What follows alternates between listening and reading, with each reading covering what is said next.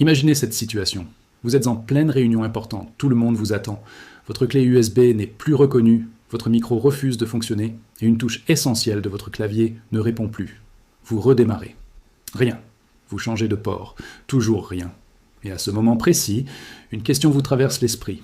Est-ce que mon ordinateur est mort ou est-ce que c'est moi qui ne sais pas où regarder ?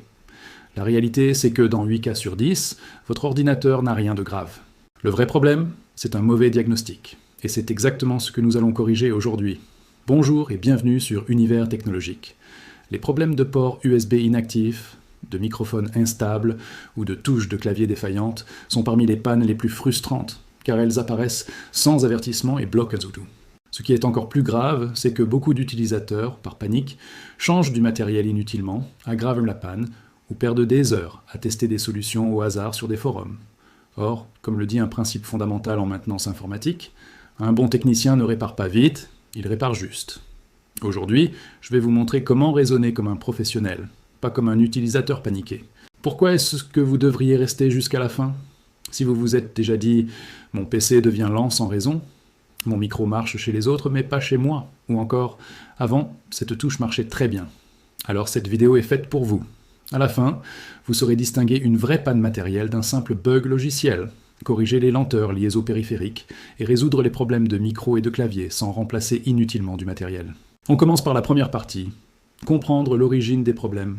L'erreur que font 90% des utilisateurs, c'est de vouloir corriger avant de comprendre. Avant toute manipulation, retenez ceci. Un périphérique qui dysfonctionne n'a que 3 sources possibles. Le matériel lui-même, les pilotes qui le font communiquer avec le système, ou le système et ses paramètres.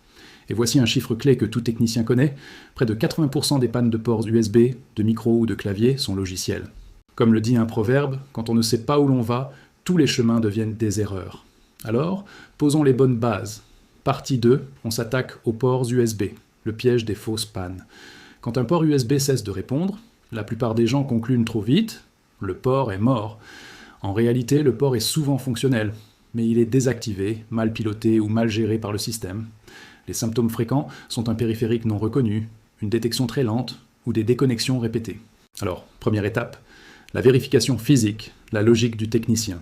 Un pro commence toujours par isoler la panne, tester votre périphérique sur un autre port, puis avec un autre câble si possible, et enfin sur un autre ordinateur.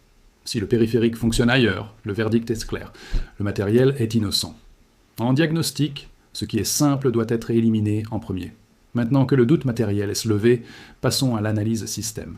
Allez dans le gestionnaire de périphériques de Windows. Vous le trouverez en faisant un clic droit sur le menu « Démarrer ». Cherchez la section « Contrôleur de bus USB ».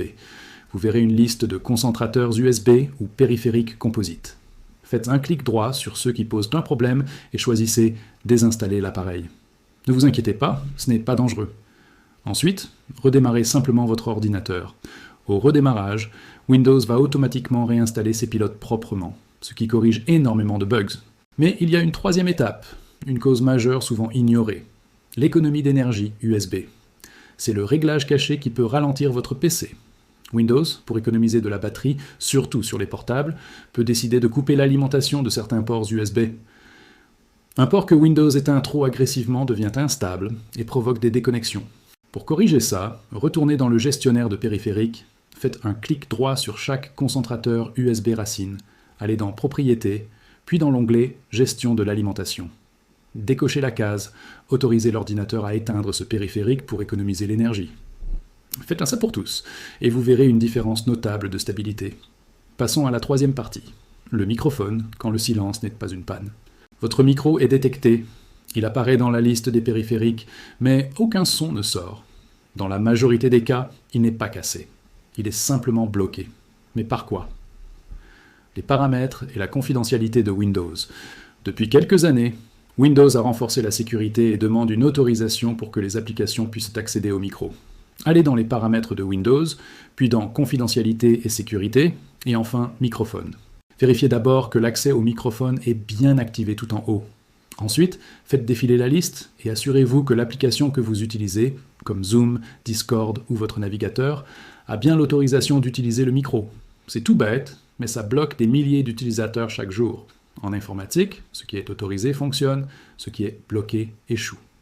Quatrième partie, Le clavier est le faux diagnostic le plus fréquent.